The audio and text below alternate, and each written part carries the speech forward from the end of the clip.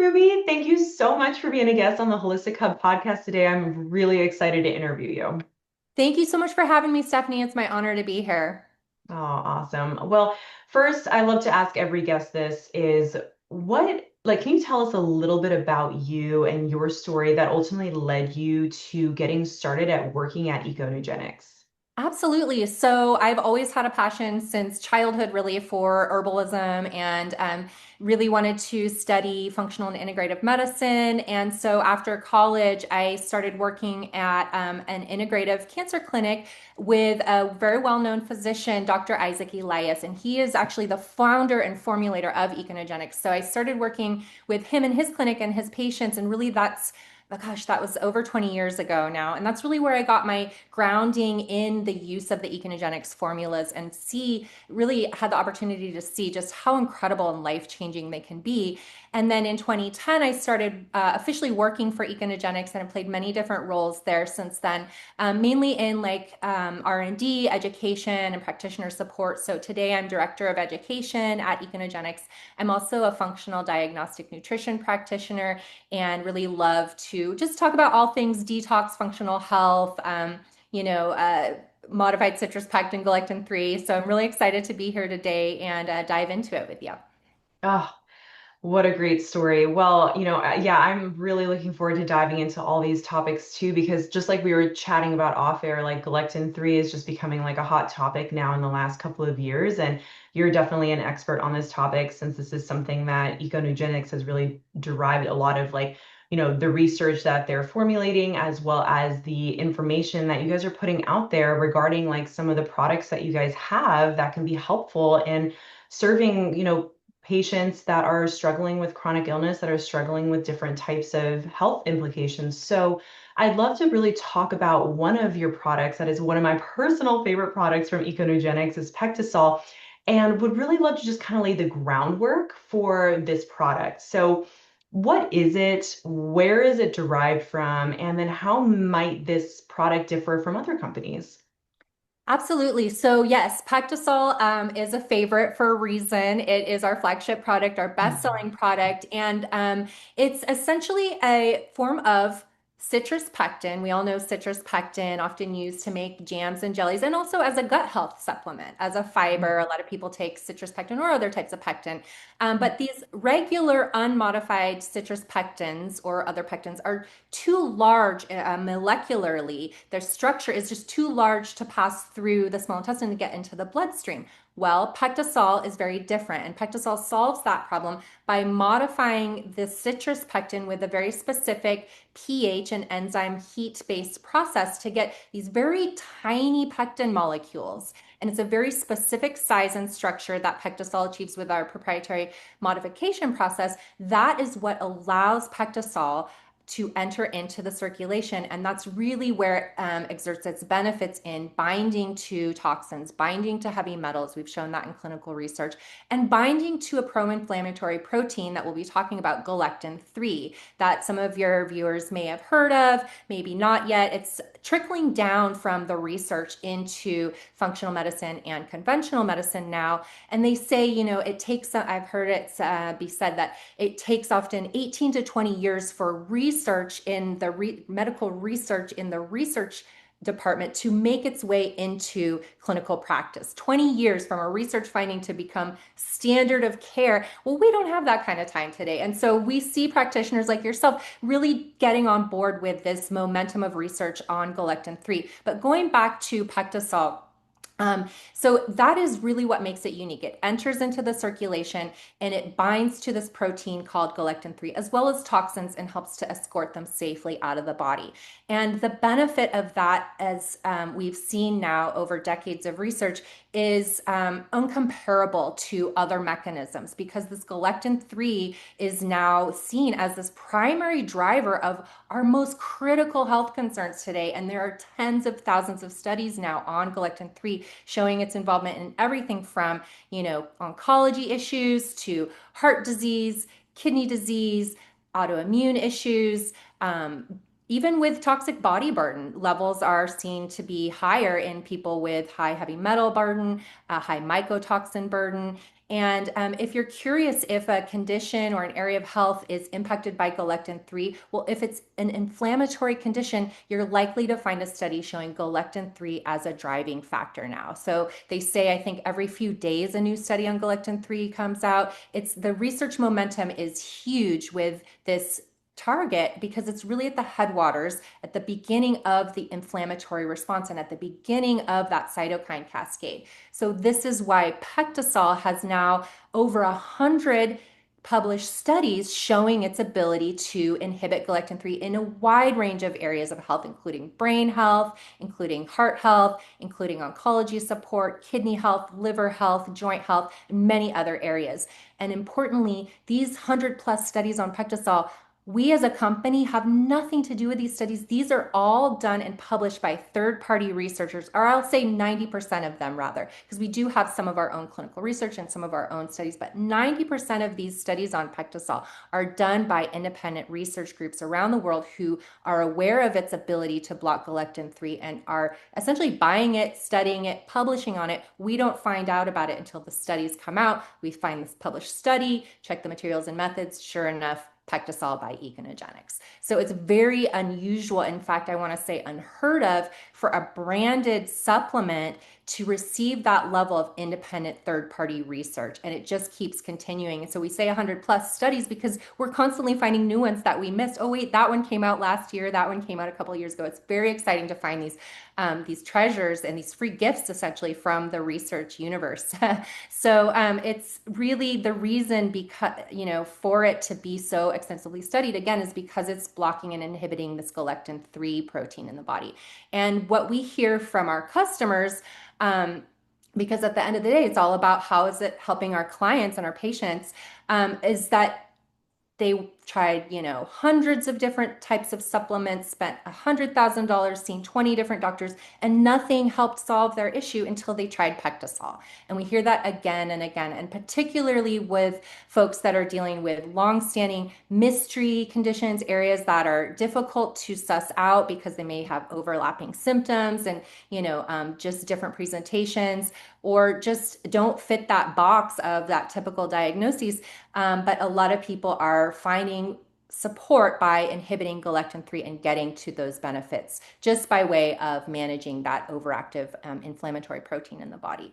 So I know that's kind of a lot of information. I want to pause there and make sure that you don't have any questions or anything to dive deeper into on that end. I've quite a few questions derived from everything that you just mentioned. It is so amazing to hear like like the research that's behind modified citrus pectin and like its usage for being able to support like the variety of different types of illnesses and mystery symptoms and things that people are dealing with. And so one thing that really caught my attention was talking about how PectaSol specifically, the way it is derived, or the way that it is formulated is how it is allowed to enter the bloodstream. So just out of curiosity, can other modified citrus pectins, like, can they enter the bloodstream as well? It's just not as like as efficient in entering the cell, or at binding or anything like along those matters? Or is it just like it's more efficient at being able to enter into the bloodstream with PectaSol? Very interesting question. So there are we've seen some other studies, very few of non-PectaSol modified citrus pectin. And keep in mind that PectaSol's specific molecular structure and specifications that it needs to be between 3 and 13 kilodaltons in size. That's very, very tiny molecule size and needs less than 10% esterification. So that's very specific, and that's what allows PectaSol to enter the bloodstream to work against galectin-3 and provide these total body benefits. And other modified citrus pectins don't have that molecular specification. They don't have that method to produce those specs, essentially. And so there's very few other studies on other modified citrus pectins, but one we did find several years ago, or I want to say about 10 years ago, was on a modified citrus pectin that's not ours, and it showed no efficacy against galectin-3, and the headline was modified citrus pectin not effective against galectin-3? Well, we got the paper. Our R&D team figured out the actual material that was used. It was a competitor. They got the actual material and tested the specifications, did not have the correct molecular specifications, which we expected, of course. Mhm. And so our research team, headed up by Dr. Elias at the time, wrote a letter to the publication, a letter to the editor saying, this is an important point. Not all modified citrus pectins are created equal. It's not a carefully defined term in the industry, and modified can mean altered in some way, but not in any specific specification, if that makes sense. So we do see other modified pectins or fractionated pectins on the market, modified citrus pectins that have often solvents. So they've been modified with some sort of solvent process. So there's solvent residue in there. Definitely not something you want when you're trying to address long-term health problems. So it's really important for practitioners and for patients and consumers to know that only PectaSol is proven effective in terms of being able to absorb into the circulation, bind and block galectin-3, and PectaSol is the original and only research and proven effective modified citrus pectin. And it was developed in 1995 by Dr. Elias, our founder and formulator, and has really been a staple in the integrative oncology space for many, many years until about late 2008, 09, when the research on galectin-3 really took off and skyrocketed. And that's when we really saw that momentum in terms of those new studies on galectin-3 coming out. In 2011, it was recognized by the FDA as a biomarker for heart failure. So that was the first time that they had recognized a new heart failure biomarker in many, many years.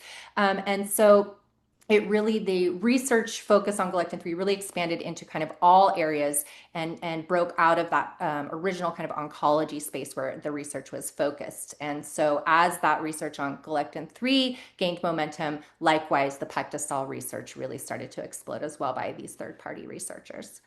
Oh, thank you for explaining that. Okay, that's wonderful. That's very interesting to hear. So, then we've been just talking a lot about Galectin 3 right now, and that was what I was really excited to dive like as like kind of the bread and butter of this podcast episode. So can you, for the listeners that are just like, okay, wait, Ruby just keeps talking about Galectin 3, this and that, and like its implications and all these different types of like chronic illnesses and different conditions.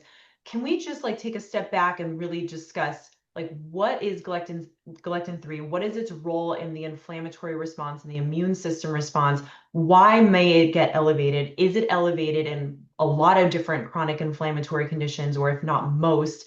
And essentially, what is its role in the body? Why is it getting elevated? That was a lot of questions I just threw at you, but I'm sure you are used to Yeah. answering a lot of these. Well, let's break it down because this is one of my favorite topics. So, Perfect. um, galectin-3 is seen as really this molecule that gets triggered first when it's a protein in the body. It's part of the body's immune response and Mhm. inflammatory response. And it gets triggered first when there's an injury, there's an infection or exposure to infectious agents. When there's even psychological stress, they're showing galectin-3 will go up.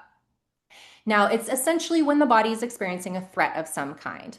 And its role is to then drive that downstream inflammatory repair process. And we all know that inflammation is a normal part of repair and healing from infections, but that inflammation is supposed to tamp back down when the threat has passed. But galectin-3 is seen as this alarm that kind of stays on in the system because we're constantly exposed to toxins. We're constantly exposed to stress. We're constantly exposed to different things that can trigger that galectin-3 alarm to stay on essentially and drive these downstream cytokine cascades. So galectin-3 is especially high in these pro-inflammatory conditions that have a lot of inflammation involved in them. And we know heart disease, we know cancer, we know kidney disease. COVID, for example, it's been highly studied and shown that upon admission to the hospital, galectin-3 levels with COVID, galectin-3 levels will predict severity and whether or not the patient is going to need to be in the ICU or not, just based on galectin-3 levels. So it's a very significant biomarker now for a lot of acute and chronic inflammatory conditions, but officially recognized by the FDA as a biomarker for chronic heart failure. But a lot of practitioners are also looking at it very closely in these other areas because we know that when the body is under stress or when there's a lot of inflammation, that galectin 3 is going to go up. Now, inside the cell, galectin 3 plays an important role. It's when it's outside the cell, in the circulation, in the extracellular space, that it's really causing problems. It's driving these cytokine cascades and essentially allowing for pathogens to better adhere to the epithelial lining, so allowing for infections to take hold.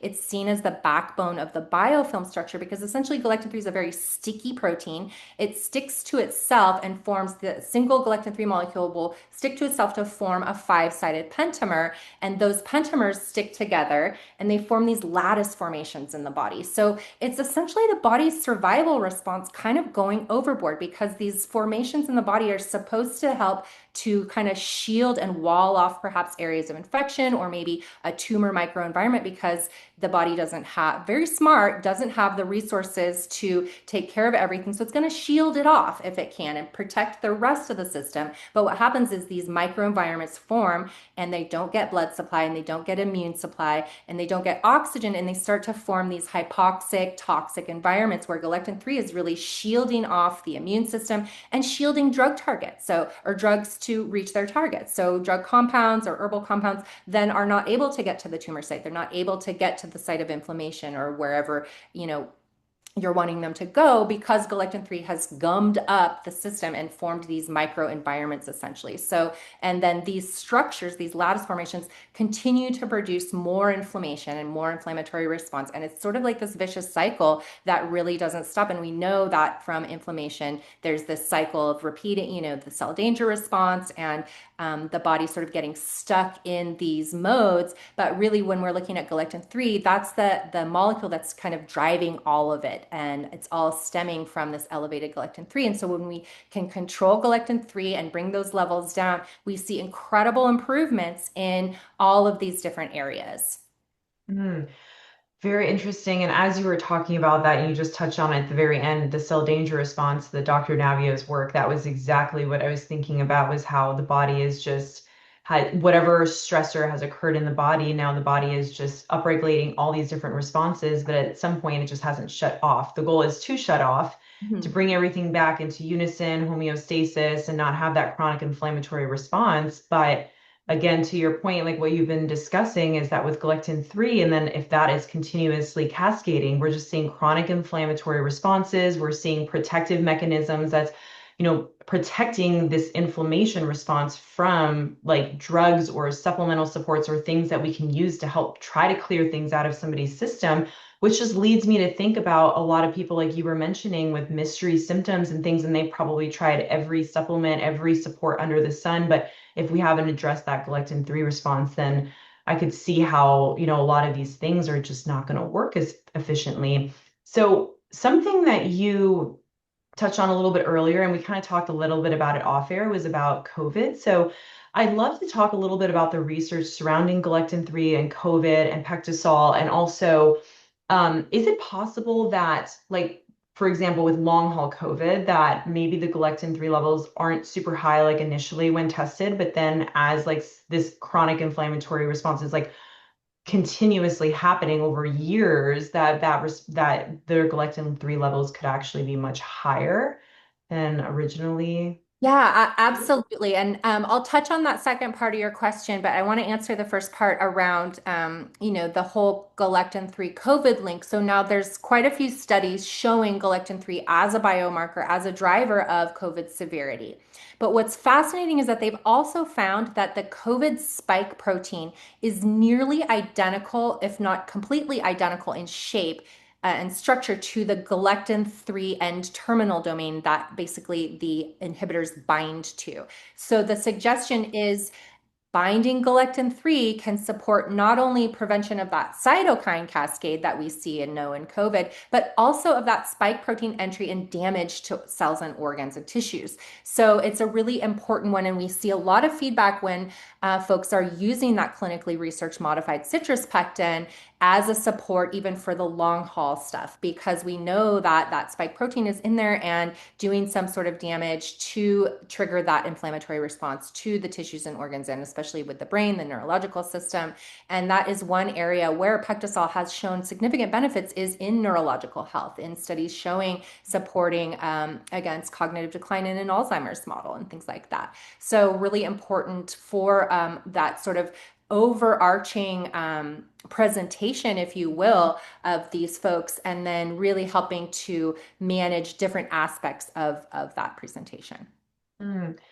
Thank you. So when it comes then to Galectin 3 and like in different like situations then, or we talked about COVID, we've talked about a bunch of different conditions, but what about, a lot of the client population I work with are those dealing with like mold illness and their environmental toxin burden. You did talk about heavy metals, you talked about it, you talked about toxic burden in general, but what about specifically like with mold illness? Are there any specific like mycotoxins that we've seen like specifically elevate Galectin 3, or is there any published studies on this topic? Yes, there is some published clinical data showing that people exposed to black mold have higher galectin-3 levels, and people who are dealing with damp building syndrome have higher galectin-3 levels. So we know that it's going up in response to various mycotoxins. We know that it's going up in response to, there's published clinical studies showing elevated galectin-3 with high cadmium levels, and cadmium is really Mm. common heavy metal that folks often are unaware that they have high levels. So yes, it's definitely something that is implicated, and where we see a lot of benefit in blocking it in terms of mold and mycotoxin issues. What folks have said, and what's really interesting is that after taking the PectaSol, they're able to enter into environments that they previously weren't able to enter into, meaning they could go into a moldy room or something. And we're never advocating for people to have to expose Right. themselves, but we know, of course, that sometimes it's unavoidable, or the renovations are taking a long time, or whatever the case may be, travel, whatever, what have you. Mycotoxins, environmental toxins sometimes are just part of that story. And a lot of patients have just been confined to really limiting spaces because they can't risk that exposure. But when they're able to block the galectin-3 and address it with the PectaSol, they can then enter into or be exposed to these environmental triggers that would have previously laid them out with symptoms. So it's a really interesting and important concept in terms of addressing mold toxicity and environmental toxicity, in being able to sort of widen that window of tolerance as you're healing the body and working to detox the rest of the system. I wonder if this can be a support that can be implemented like when somebody is like having like their first time exposure and they're just very like they don't know what's happening, this or that, but then they realize that they might be suffering from like, like you said, damp building syndrome or environmental toxicity, and if this is something that can just help prevent like further inflammatory responses in their system, even if they're still getting exposed. I'm just curious, like if that's anything you've heard from like many of the Yes, people that yes, have purchased your products.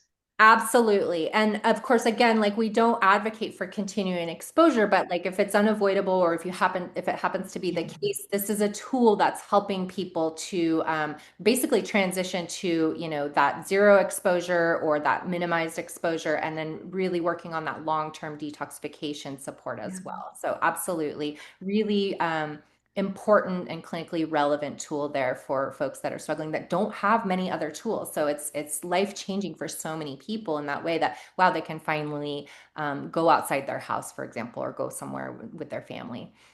Yeah, no, absolutely. And that's the reason I'm asking, is because of course we're never like saying like, oh, well, you could probably take this and just stay in your current exposure. Like that's not good. Yeah, But yeah, there's gonna be people and a lot of people listening and a lot of people that I start to work with that they either can afford to leave right away or they can afford the remediation or things like that. And so I'm always looking for what can we do just to support that person, like whether it's nasal sprays to prevent colonization or certain nutrients, like we know acetyl L-carnitine and selenium, and certain nutrients can be very like cytoprotective. And so yeah. that's why I'm always looking for what can we do to help somebody if they're getting in, if there's in that current exposure and they can't leave. And this again on the topic of mycotoxins is helping to clear this out, like ultimately in somebody's detox program is really addressing biofilm. And you had Yes. mentioned a little earlier on about biofilm and how it's like part of the matrix. So my understanding, and correct me if I'm wrong, but PectaSol is not necessarily biofilm disrupting, but it's helping to prevent further biofilm formation. I might have that wrong, but I'd love to hear more about this. Absolutely. Yeah. It's a great question. So, yes, galectin 3 is seen as a backbone scaffolding for the biofilm formations. And it also helps pathogens to adhere to the epithelial lining. So, it's helping that process as well.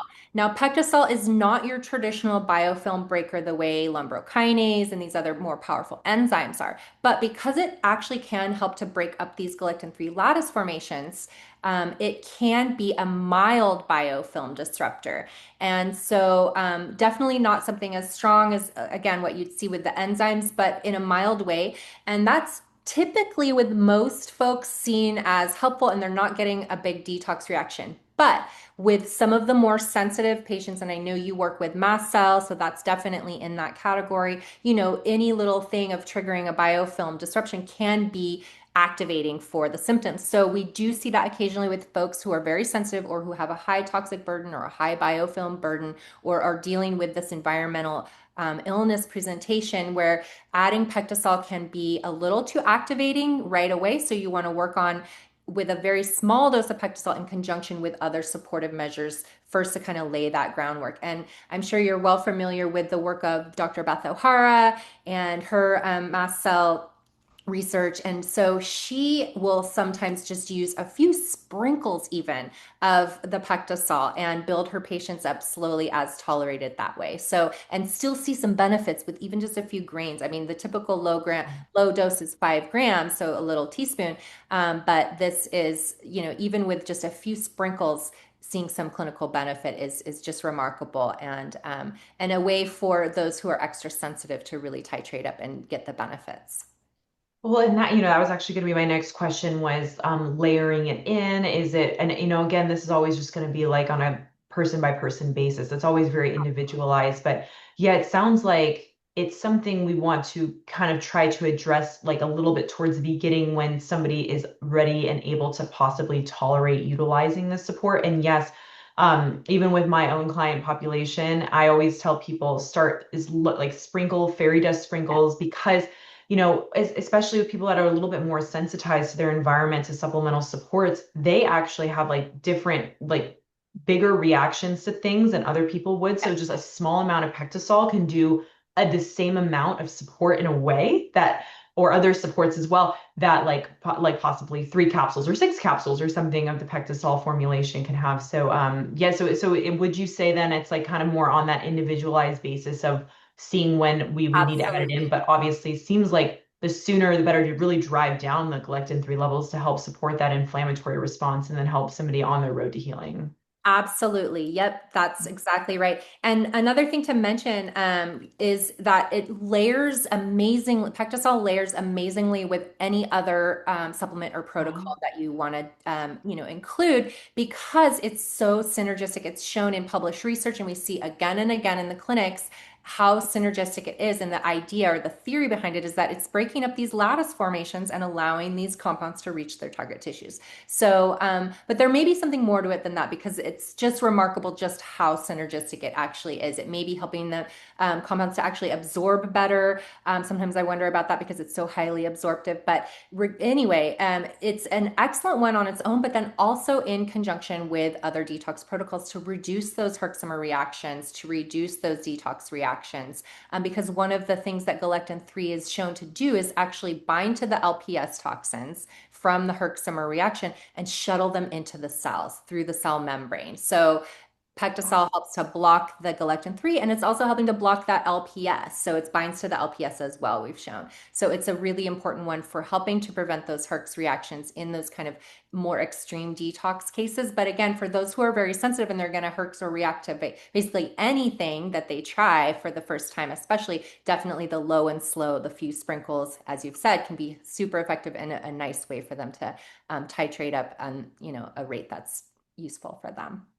Wow, I'm so happy that you brought up the detox reactions because yeah, that's the thing too is that, in some people that are just they need the support, but and they might not even be responding well to like stabilizing this or that. Like possibly PectaSol is like it could be a great adjunct to just helping to kind of move through, even at just small doses of adding in a binder or adding in whatever it is we're using to help clear whatever is in that person's system out. Because you mentioning LPS, that had lead me to be thinking about endotoxins like SIBO, like small intestinal bacteria overgrowth, or people, when we're exposed to water damaged buildings, we're not just exposed to mold, we're exposed to endotoxins like actinomycetes is becoming a hot topic in the last 5 years, and for good reason. A lot of people are struggling with that too. So it just leads me to thinking, I know there's over 100 published clinical data studies on on this entire topic, but again, it's just amazing, like the wide range that PectaSol can be supportive in like these treatments, utilizing like for different chronic conditions that people are dealing with.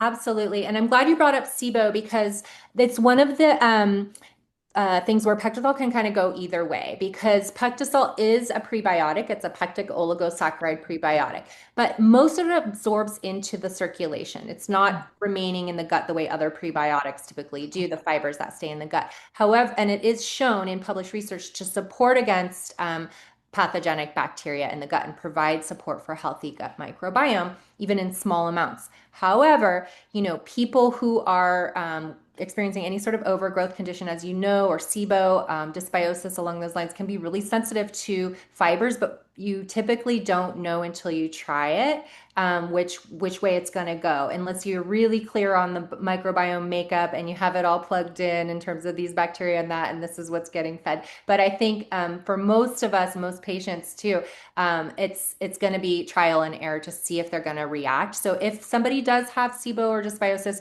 again, a very small amount. Some people have a wonderful benefit from it, helps to reduce the inflammation symptoms, helps to smooth things out and really help them feel better. And then other people can't really tolerate it for that reason, or it takes a bit of time for them to adjust to that fiber. So again, just something to keep in mind for those folks, because it is a fiber, because it is a prebiotic, and mild in the way that it typically most of it absorbs into the circulation, something to just watch out for there.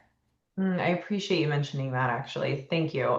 So I meant to ask this a little bit earlier, but is there anything else that we know can also drive down galectin-3 levels as well? Like, is there anything else, like not even in like a supplemental form, just is there any like nutrients, foods that also help to maybe just be a great adjunct or like working up to like using PectaSol?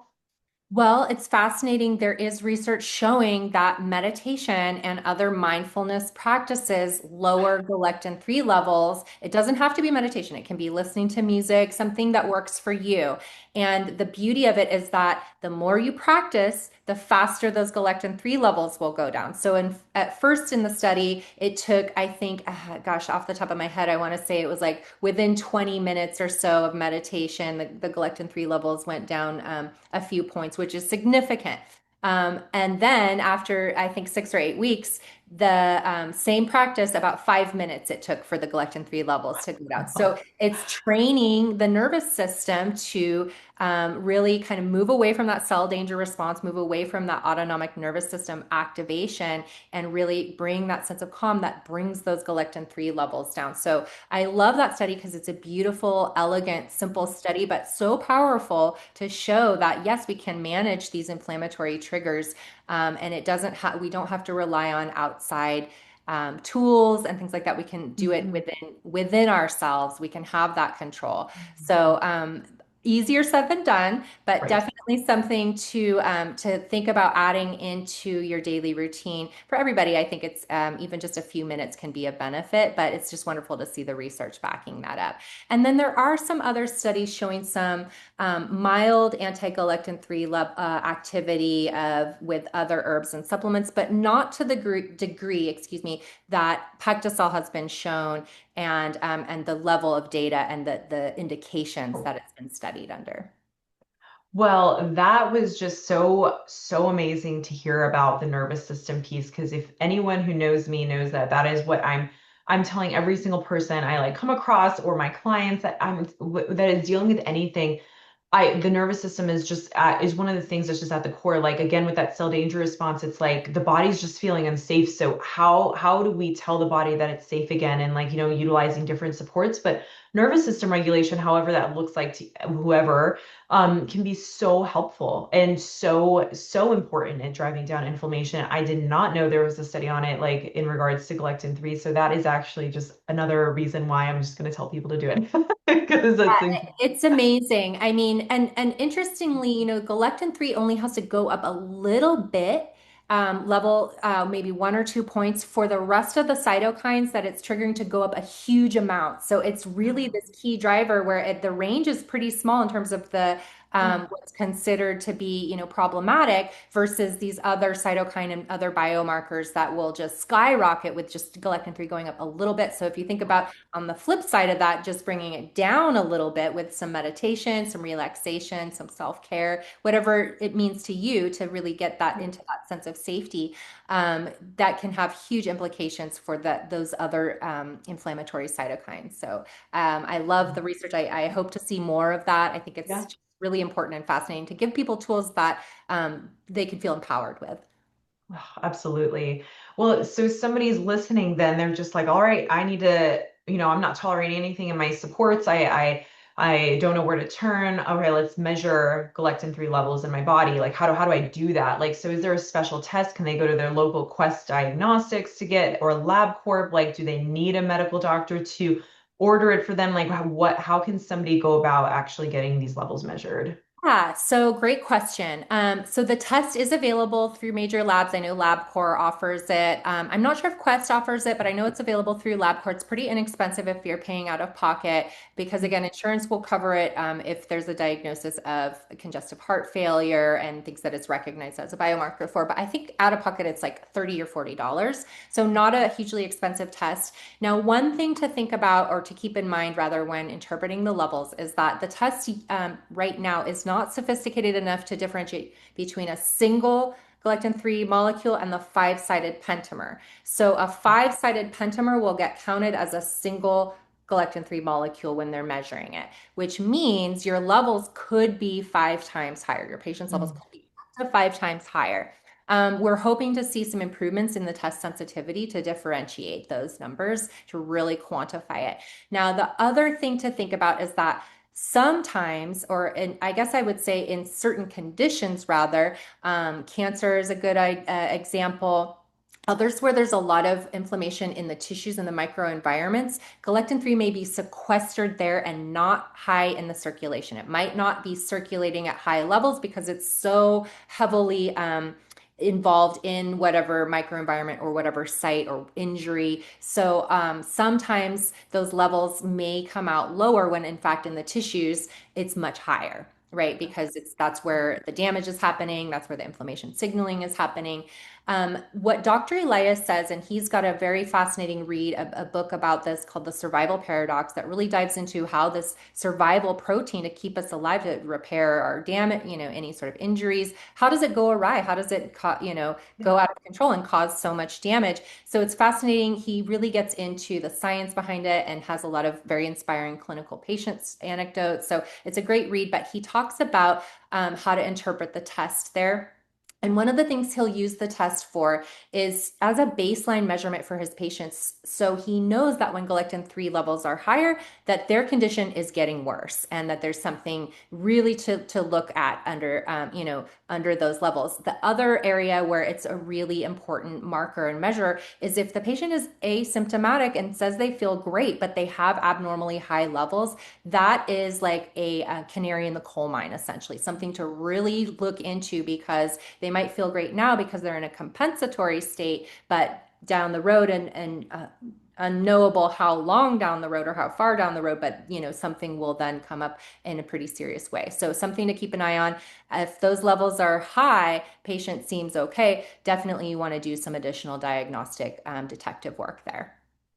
So just to kind of rephrase from one thing you mentioned, so when somebody's getting their levels measured because of the pentamer, because of the five sides, we might, if it's elevated, it might be elevated up to 3, 4, 5 times that amount because of depending. Okay, and because a lot of it is potentially like in the tissues, different areas of the body. So we might not be seeing the full amount. So when we see high levels, we don't actually, we can't ever really know how high it typically That's is. Is that right? unfortunately that's the case. And so it Okay. really takes some really good diagnostic work and a full markup or full workup rather to look at other areas, look at other Oh, markers and really yeah. do clinical correlation with how the patient's feeling, how they're presenting and things like that. And Galectin-3 will really go where the genetic weak link is. So depending on what that might be for an individual, that's where galectin-3 is really going to impact. So if you know what those weak links are in advance, you can kind of look, and that can be a clue for further work there. Oh, this is such good info. So regarding then PectaSol and its usage, so is there a certain time of day or like with meals, without meals, like how is it best taken, utilized in the body? And then to kind of add on to that question, is it a safe support to take long term? Like, can people take it, for years on end if they really wanted to? What's some info surrounding this? Yes. So part two of that question, I just want to say absolutely safe for long-term use. We have a lot of clients and customers that report using PectaSol for the last 2 decades and feel that they're still on Earth today because of PectaSol, or that their good Wow. health and energy and longevity is really related to their daily use of PectaSol. So absolutely can be taken every day. It's very gentle but very effective. And then sorry, tell me again the Oh yeah, how is it best taken like throughout the Right, of day? Like course, empty yes. stomach with food without yeah. So best on an empty stomach because again, you want it to absorb into the circulation. So if you have it with a meal, some of it may get bound up with that meal. So we recommend half an hour before a meal or an hour and a half after a meal. And that goes for prescription medication as well. You want to take it apart from prescription medication, during the day just to ensure optimal absorption of both compounds. It's not contraindicated with any medications. And again, shows synergy with a wide range of different compounds that it's tested with, but taking them at separate times of day. Now, with food, we do hear from some folks, from pet parents, from parents of young children, that they had to add it to a little bit of food as a way to get them to take it, and it still shows benefit. So we also see that in some of our studies. One of the dog studies that we did in Davis, the dogs wouldn't drink it in their water, so they put it in their food and still showed some benefits. We have some reports of people, caregivers adding it to a feeding tube solution and still showing some benefits. But to get that optimal absorption and make sure you're getting that full dose, it's best to take it away from food on an empty stomach. And Okay. we take it in the morning, in the evening. It really depends on what's preferred for you. The one thing about in the evening is it should be taken with water. And so if you're taking it right before bed, just something to think about, maybe not having so much water that might wake you up to use the Right. bathroom. But other than that, it's very flexible in terms of when you want to take it, and it can be taken with other supplements as well. It's a very unique binder in that it binds to toxins, but it's not binding to essential minerals we've shown and other nutrients. So really important point there because a lot of binders and chelation agents will strip out nutrients and you have to replenish them. And PectaSol is very unique and gentle in that way. So really important point there. That was also going to be I have two questions off of what you just talked about, but one of my questions was about, with certain binders, especially with like mold, like we have to take them like away from food, away from other supplements, away from medications, things like that. But it sounds like Pectosol can possibly be taken with those, or do you think maybe with certain binders, like activated charcoal, chlorella, or bentonite clair zeolites, like possibly maybe just time it at a different time of day? No, actually, we have a binding formula called Glypho Detox, and it's got some really gentle natural binders. It's got fulvic acid, organic kelp, alginates, regular citrus pectin, and some glycine. That one we've shown in pre-published clinicals to reduce glyphosate in humans. We also have reports of it removing BPA now, so really important point there. But it absolutely is part of our core detox protocol, taking the PectaSol and the Glypho Detox Okay. together. And we have Awesome. a lot of clients reporting really, really great benefits in that area with those two, that combo, especially in regard to mycotoxins. Wow, that's so cool to hear. Okay, thank you for answering that question. That's really amazing. Pectosol just kind of seems to be like the answer. for everything. I mean, It's it's amazing. remarkable the benefits that So it brings. And remarkable. I have it every day. When I miss a week, I notice it. I'm like, where's my PectaSol? I just don't have a step Oh, in my yeah. step. But yeah, it's a foundational product that really works amazingly on its own and enhances basically everything else it's combined with. So we can't see a reason not for to recommend it Yeah. for everybody to be taking on a daily basis, at a dose that. My last and final question for you before we kind of wrap things up is I did not realize that there was even studies on animal usage, like so being able to support it with like dogs, like you said that there was a study with that. So is that something that should be up to like the veterinary's discretion on the actual dosing of it? Or do you guys have, because with, with animals, is it like specific dosing? Is dosing going to Yeah, be different per body great weight or question. how's that work? We actually have a new product that we launched last year called PectaPause, and it's for dogs and cats, and it's PectaSol and glucosamine. And I believe that dose for the large animal, we have a dose range, and I just want to say off the top of my head, I'm pretty sure it's 10 grams per day for a large size dog. And then for smaller animals, that you can go down to 2.5 grams per day. And if you're giving just the regular PectaSol, of course, make sure it's just the plain powder because we have it in other flavors as well. But yeah, the Pectapause are wonderful. We have great feedback, and we just have a lot of heartwarming stories from pet parents and ranch owners with their goats and horses and things like that. So wonderful for supporting mobility and just overall health. Pectopause, that is a adorable name. Yes, I love that. Well, Ruby, you have been so informative, and this has been, I learned a lot from this. I mean, I'm sure we could have kept going about, all different research and the studies and everything that it's been shown useful for, but I would love to I always love to leave it with, the interviewee. If there's anything that you wanted to leave with the audience at all, and then where people can find you, your work with Econugenics, where they can learn more about PectaSol, just any other information you want to leave the audience with. Absolutely. I think what I want to say here is that this galectin 3 protein and ways to address it is really taking off now. And we're seeing a lot of pharmaceutical interest, and we see these drug companies producing galectin 3 inhibitors now. We see a lot more talk about galectin 3 in functional medicine as a biomarker. And just something that I think is going to be much more at the forefront of the clinical conversation as the research continues to show galectin 3 to really be this key target for so many areas of health. And these pharmaceuticals that are now available for compassionate use are costing, I think I heard $8,000 per dose for a 1 month dose.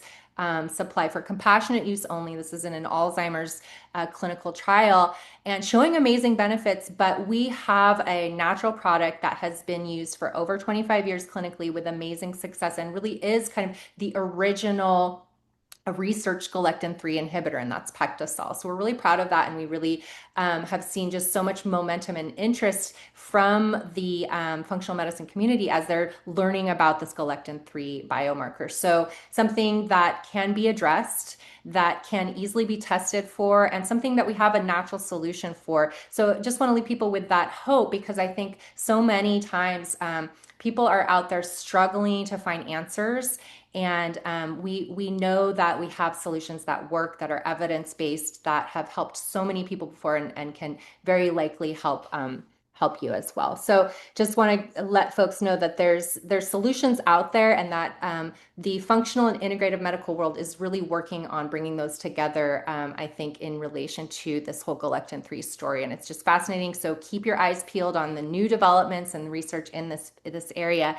And for folks that want to learn more, you can go to econogenics.com and learn more about PectaSol there. And we also have some information about galectin 3, and we have our research blog there as well. So a lot of helpful resources for folks on the Econogenics website.